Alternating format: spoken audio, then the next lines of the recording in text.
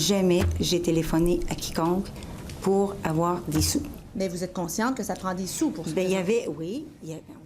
La députée Julie Boulay devant la commission Charbonneau aujourd'hui, elle témoignait beaucoup à titre d'ancienne ministre des Transports dans le gouvernement de Jean Charest. Un témoignage qui était très attendu, Isabelle. Et pour mieux le comprendre, il faut remonter à l'autre témoignage marquant de cette semaine, celui de Louis Marchand, qui a une entreprise avec son papa, qui avait une entreprise de parage. Justement. Exact. Et qui était en Mauricie, donc sur le territoire de Mme Boulay, et qui a dit deux choses importantes, et c'est pour ça qu'on se souvient de lui. Le financement populaire, c'est un mythe, c'est une hypocrisie totale. Et quand il a décidé de prendre ses distances et de cesser de financer les partis politiques l'un comme l'autre, mais là, il avait cessé de financer le Parti libéral, il dit qu'il n'a plus jamais eu de contrat tarifé. Alors, il a encore soumissionné pour des appels d'offres, mais il n'y a plus eu de contrat tarifé du gouvernement. Les contrats tarifés, pour qu'on suive bien, c'est les contrats que l'on donne sans appel d'offres pour encourager les entreprises qui n'ont pas les moyens de survivre dans certains cas. Qui sont dans des régions où il n'y a pas de concurrence, là, où ils sont un peu éloignés, etc.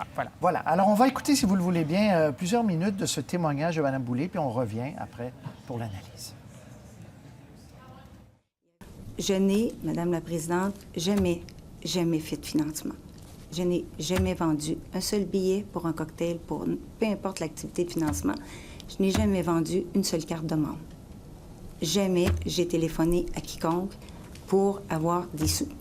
J'ai jamais regardé non plus, avant d'aller à un cocktail, peu importe, la liste des gens qui avaient donné. J'ai jamais regardé comment ils donnaient.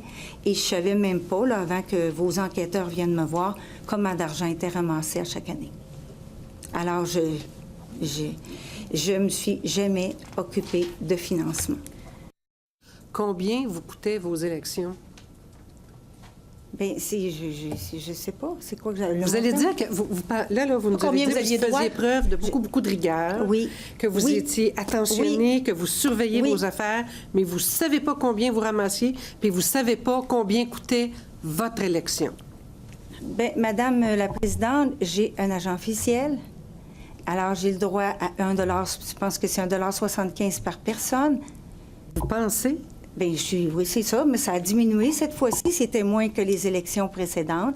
Alors, eux faisaient un budget avec ce qu'ils avaient le droit de dépenser. Donc, si je comprends bien, vous vous rappelez que dans des caucus, vous avez appris combien un député pouvait... Oui, ça, il en parlait, là. Son objectif.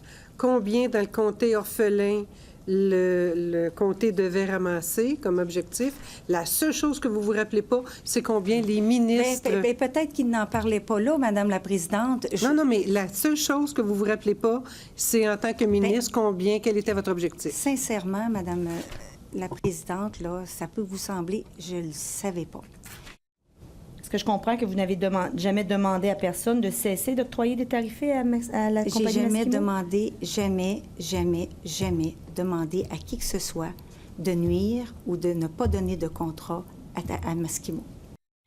Masquimo, on va finir par la fin. Masquimo, donc cette entreprise de Louis Marchand, lui prétend qu'en tout cas, la vie a été plus dure pour son entreprise depuis qu'il ne donnait plus à Mme Boulay. Oui, absolument. Et il avait même dit que Mme Boulay l'avait appelée parce qu'elle était très déçue qu'il ne participe pas en 2004 à un cocktail de financement. Elle a nié avoir insisté auprès de lui pour qu'il vienne. Elle dit qu'il avait parfaitement le droit de ne pas venir. Et là, il y a en tout cas une tentative claire de prendre, dans son cas, ses distances, mais le plus loin possible de tout ce qui est financement du Parti libéral du Québec. C'est comme si c'était quelque chose qu'elle ne regardait jamais. C'est comme si c'était sale. C'est ça qui est un peu étrange comme façon de se comporter. Elle a même dit, je trouvais ça un peu répugnant. Bien, je ne veux pas dire ce mot-là parce qu'évidemment, c'est un peu fort.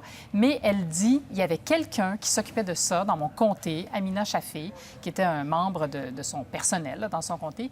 Et cette personne s'occupait de faire du financement, pas moi. Et je ne voulais pas le savoir, mais quand on l'interrogeait davantage, bien là, elle savait combien il y avait de billets de vendus, parce qu'après tout, elle voulait savoir si l'événement allait fonctionner. Elle était capable de multiplier, donc elle savait que ça faisait un montant X ou Y.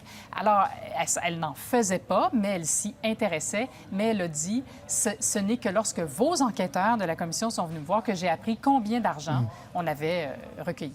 Et donc, je ressouligne cet élément-là. La Commission a posé beaucoup de questions sur ce lien-là entre l'absence de financement d'une entreprise de pavage et l'absence de contrat. On veut faire... C'est ça le cœur de la Commission. Ben voilà, c'est le lien que la Commission souhaite établir, qui a été établi par un certain nombre de témoins. Maintenant qu'on a l'autre côté, c'est-à-dire les élus, au transport, à fortiori, mais là, c'est sûr qu'on essaie d'attacher les ficelles. Madame Boulay dit que non, qu'il n'y en a aucun lien. Il y a des témoins qui ont dit le contraire. On verra bien c'est quoi les conclusions. Et là, ça sera à la Commission de départager, donc, la crédibilité de tout ça. Isabelle, merci beaucoup. À demain. Salut, à demain.